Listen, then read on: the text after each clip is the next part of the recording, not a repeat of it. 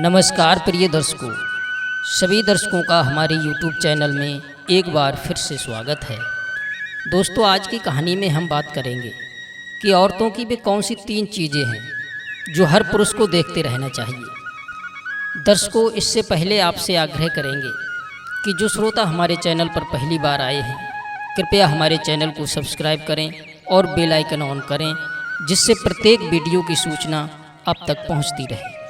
तो चलिए मित्रों, शुरू करते हैं आज की ये मोटिवेशनल वीडियो। तो बने रहिए हमारे साथ वीडियो की समाप्ति तक। दोस्तों, किसी गांव में एक व्यक्ति रहा करता था। वह अपनी पत्नी से बहुत परेशान रहता था, क्योंकि उसकी पत्नी बात बात पर झगड़ा किया करती थी। इसी तरह रोज रोज की कलह से उसके घर में कंगाली आ गई।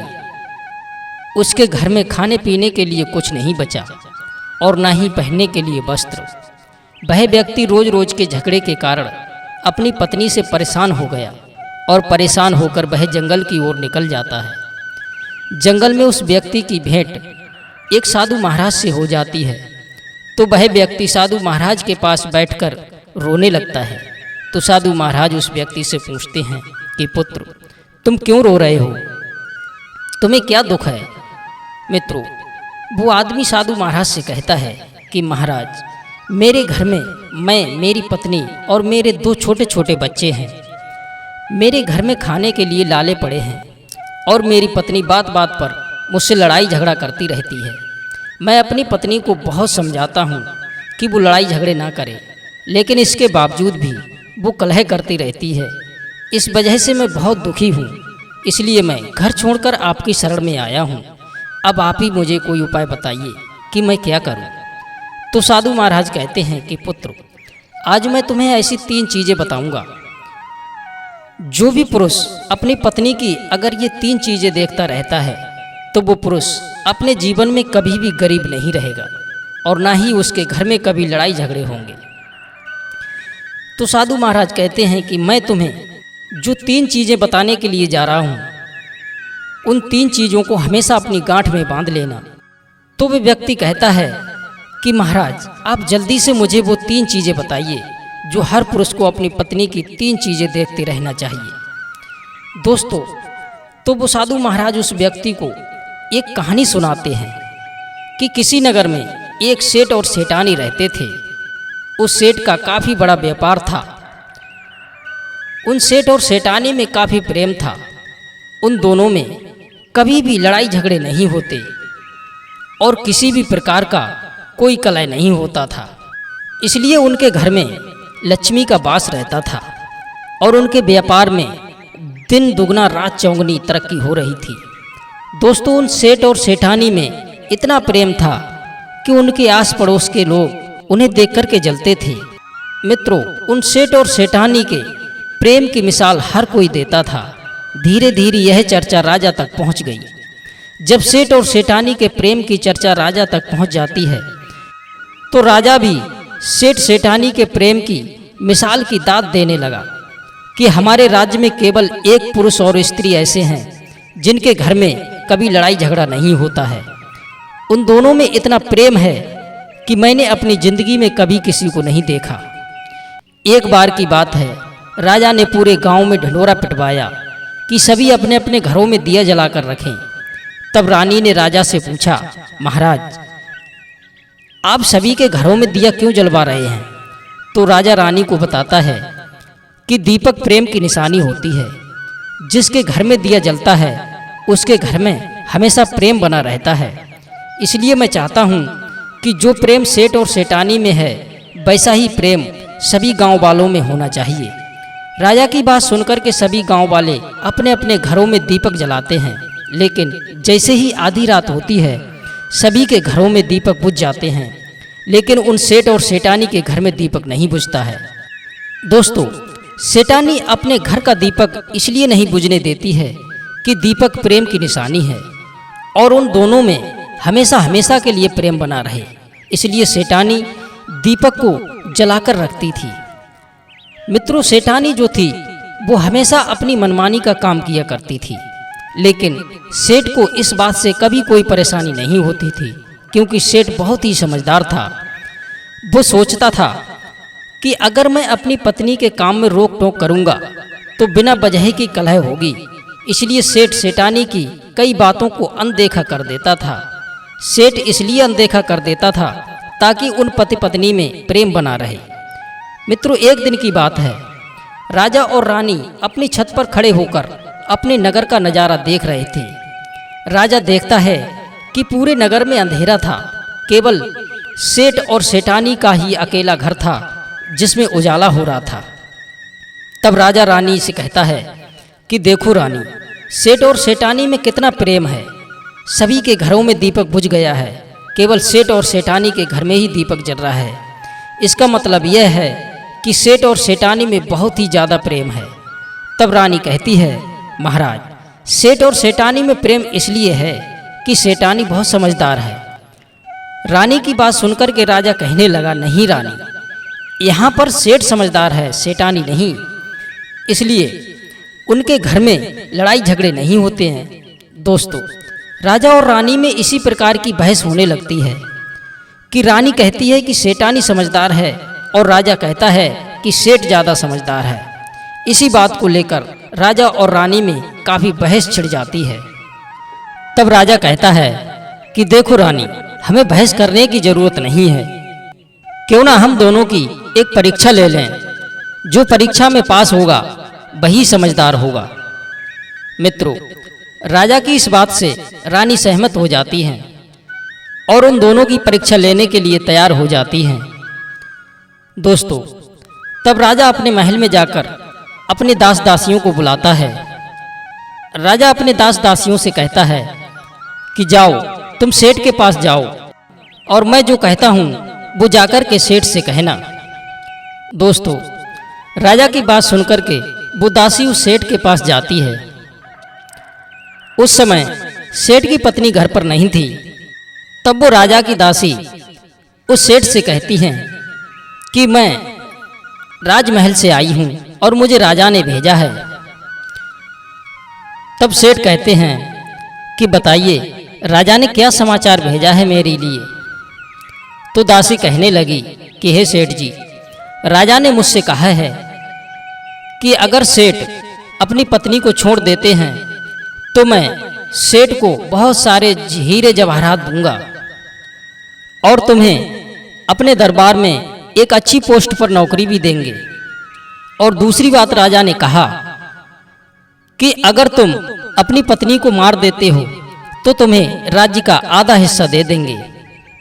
दोस्तों, वो सेठ उन दासी की बात सुनकर के बहुत ज़्यादा क्रोध करता है और उस दासी को वहाँ से भगा देता है। सेठ कहता है कि मुझे किसी चीज़ की आवश्यकता नहीं है, मेरे पास पर्याप्त धन है जिसमें मैं और मेरी पत्नी की गुजर बसर अच्छे से होती रहेगी। और राजा को जाकर के बोल दो कि जैसा वो सोच रहे हैं ऐसा मेरे जीते जी कभी नहीं होगा।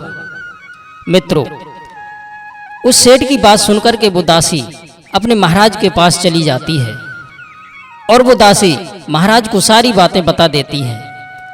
तो महाराज उस दासी की बातें सुनकर तब राजा अपनी रानी को बुलाता है और कहता है कि देखा रानी, मैंने आपसे बोला था, इसीलिए सेठ और सेठानी में झगड़े नहीं होते हैं। मित्रों, पर रानी अपनी जिद पर ही अड़ी थी। रानी कहती हैं कि नहीं महाराज, सेठ ज़्यादा समझदार नहीं है, इसमें तो केवल सेठानी ही समझदार है। तो रानी कहती है कि ठीक है महाराज, तुमने तो सेठ की परीक्षा ले ली है, अब मैं सेठानी की परीक्षा लेना चाहती हूँ। जब मैं भी सेठानी की परीक्षा ले लूँगी तो इससे क्लियर हो जाएगा कि इन दोनों में कौन ज़्यादा समझदार है। तो राजा रानी को आज्ञा दे देता है कि ठीक है, तुम भी सेठानी की परीक्षा ले लो। तब रानी अपने महल से एक दास को बुलाती हैं और उस दास को सेठानी के पास भेजती हैं और कहती हैं कि जो बात मैं तुमसे बोल रही हूँ वही बात जाकर के सेठानी से बोलना। जब दास सेठानी के पास गया तो सेठानी घर पर अकेली ही थी। सेठ कहीं बाहर अपने कार्य से गए हुए थे। तो वो दास सेठानी के पास पहुंचकर बोला कि सेठानी जी, मुझे रानी साहिबा ने भेजा है और मैं राजमहल से आया हूँ। दोस्तों, तब वो सेठानी उस दास से कहती हैं कि बताइए रानी साहिबा ने मेरे पास किस लिए भेजा है। तो दास सेठानी से कहता है कि रानी साहिबा ने कहा है कि अगर तुम सेठ को छोड़ देती हो तो तुम्हें काफ़ी हीरे जवाहरात देंगी, और अगर तुम अपने पति को मार दोगी तो वो तुम्हें अपने राज्य का आधा हिस्सा दे देंगी। दास की बात सुनकर के सेठानी तैयार हो जाती हैं और कहती हैं ठीक है, अगर मैं अपने पति को मार दूंगी तो रानी साहिबा मुझे आधा राज दे देंगी, मैं इस काम के लिए तैयार हूँ। तब वो दास सेठानी से कहता है कि ठीक है, मुझे कैसे पता चलेगा कि तुमने अपने सेठ को मार दिया है। तब सेठानी उस दास से कहती है कि जब मैं अपने पति को मार दूंगी तो मेरे घर में जो दीपक जल रहा है मैं उसे बुझा दूंगी। इससे तुम अनुमान लगा लेना कि मैंने अपने पति को मार दिया है। मित्रों, वो दास उस सेठानी की बात सुनकर के राजमहल को वापस लौट जाता है। वह दास राजा और रानी को सारी बातें बता देता है। दास की बात सुनकर के रानी बहुत अचंभित रह जाती हैं और नारी जाति से नफरत करने लगती हैं। तब राजा अपने दास दासियों को बुलाता है और कहता है कि देखो, मैं ये नहीं चाहता कि हमारी दोनों की वजह से किसी निर्दोष की जान चली जाए। तुम ऐसा करो, उस सेठ के घर पे जाकर और उस सेठ को सारी बातें बता दो, जिससे उस सेठ की जान बच जाएगी। तो वो दास और दासियां उस सेठ के घर पर जाती हैं और सोचने लगते हैं कि सेठानी तो सेठ को रात में मारेंगी और मारते ही अपना दीपक बुझा देंगी, लेकिन अभी तो शाम का ही वक्त है, तब तक तो हम पहुंच ही जाएंगे। जब सैनिक लोग सेठ के दरवाजे पर पहुंचते हैं तो देखा कि सेठ पहले से ही मरा हुआ है। सेठ को मरा देख करके सैनिक सेठानी से कहने लगे कि तुमने तो रात में सेठ को मारने के लिए कहा था, लेकिन यहाँ तो सेठ पहले से ही मरे पड़े हैं। तो सेठानी बोली कि मैंने रात में केवल दिया बुझाने के लिए कहा था, सेठ को तो मैं पहले ही मार चुकी थी, इसलिए मैंने सेठ को तो दिन में ही जहर दे के मार दिया था। रात में तो मेरा काम केवल दिया बुझाने का है। दोस्तों, वो सैनिक लोग दौड़े दौड़े राजा के पास गए और राजा को सारी घटना के बारे में बताते हैं। मित्रों, राजा को यह बात सुनकर के बहुत क्रोध आ गया और वह स्त्रियों से नफरत करने लगा। तो राजा अपने सैनिकों को फिर से भेजता है और कहता है कि उस सेठानी को बंदी बना करके लाओ। तब वो सैनिक उस सेठानी को बंदी बनाकर राजा के दरबार में पेश करते हैं। मित्रों, तब वो राजा उस सेठानी को कारावास में डलवा देता है और राजा समस्त स्त्री जाति से नफरत करने लगते हैं।